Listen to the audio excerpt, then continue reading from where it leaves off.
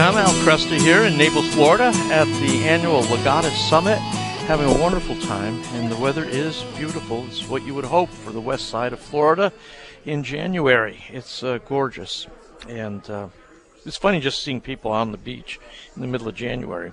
Grew up in Connecticut, I've lived my adult life in Michigan. There just seems something unnatural about it. People in bathing suits in January.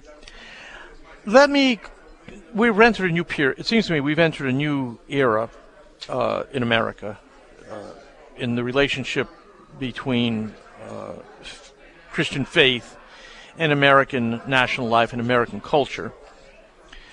We don't know, of course, what the future holds. There are some things we can identify, though. Never before in our history have so many people been unaffiliated with religious institutions. Never before has American popular culture, well, I won't say never before, but at least from the second half of the 20th century forward, never have we seen such wide acceptance of relativism, moral relativism. I've talked to two college professors in the last few years who told me horrifying stories of college students asking the question, on what basis can we say that Hitler's annihilation of the Jews is wrong? And in two cases, now this is a common question that comes up, by the way, in ethics classes, undergraduate ethics classes, so it's not a surprising case. In two cases, friends of mine have told me that question has come up, and a significant number of college-age students will say, well, look, I'm not in a position to say that Hitler was wrong. Who am I to judge that Hitler was wrong? Now, if you had brought these instances up to me 15 years ago, I would have thought you were pulling my leg. I mean, I would have thought, you were being hyperbolic. You were exaggerating. Nobody really thought that. You were just you're exaggerating to make a point. Unfortunately, those are real cases, twice. These college instructors have given me examples of this. So relativism has become more common than we would like. We've never seen it like this before in our lifetime.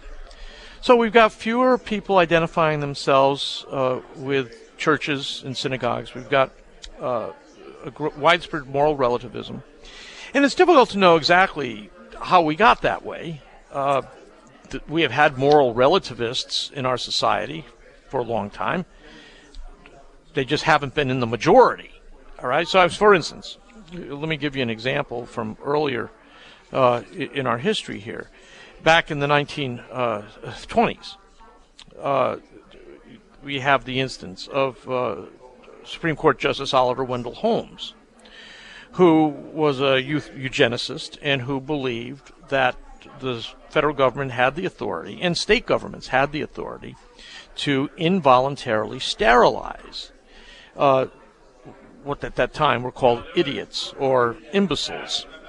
And because we did not want to pollute our future together.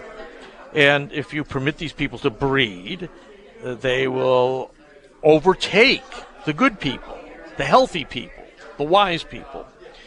So you would say, well, do you have the right to overcome their free will that way?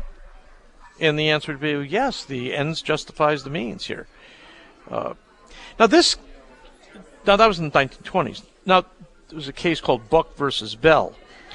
Now, the good news is that after that kind of thinking reached its demonic conclusion in the Third Reich, in Hitler's extermination of the Jews, there was a reassertion of moral sanity in the Nuremberg trials of 1945 and 1946.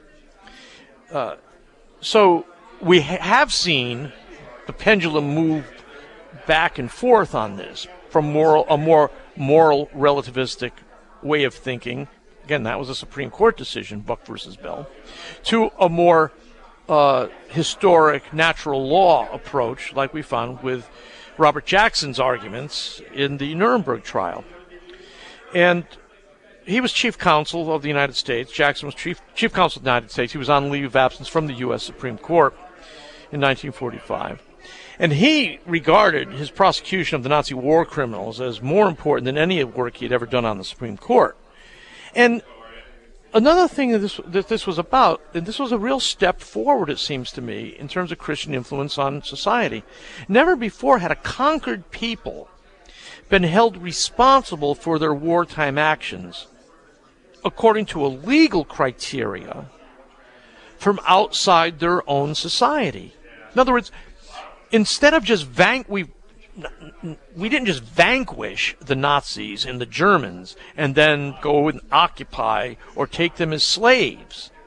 What we did is we held them responsible according to a legal standard, what we call the higher moral law or the natural law. And the reason that we were able to do that is because there was sufficient confidence that there was a higher moral law universally accessible to all of us, and that people were capable of obeying or disobeying. And this was one of the basic assumptions of good civilization. Catholics would call these things natural law, of course. Now, just a generation before that, another Supreme Court Justice, Frederick Moore Vincent, had said, "Nothing is more certain in modern society than the principle that there are no absolutes." So notice again, we don't know what the future holds, but we do know that looking over the past in the 20th century, we can see two Supreme Court justices, Oliver Wendell Holmes, Frederick Moore Vincent, who didn't believe in moral absolutes or the natural law. They were an elite. They were among the elite. But then you have others like Robert Jackson, who was a Supreme Court justice and who prosecuted the Nuremberg trials. They did believe in natural law. They didn't believe in moral relativism. Well, Jackson and the West and the advocates of natural law triumphed. Natural law had been vindicated after the Nuremberg trials.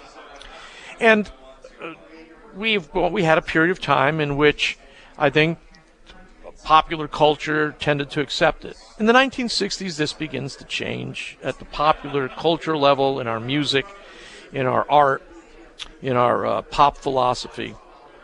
And now, of course, it's reached epidemic proportions in our popular culture. Is that going to change? Can we hope that we will see in our society a return to moral sanity? I think the answer is only if we build the church. If we see that Catholics and other Christians themselves are incapable of discussing the moral law, natural law, most people, when they come to an understanding of moral absolutes, it's because of an encounter with God. When you encounter God, you understand his character, that it's immutable and unchanging. And when we talk about moral law, we're talking about an extension or an expression of the character of God. So my point is, yes, the future can be very different and much better if, in fact, we do the work of disciple-making. Build a church, we can bless the nation.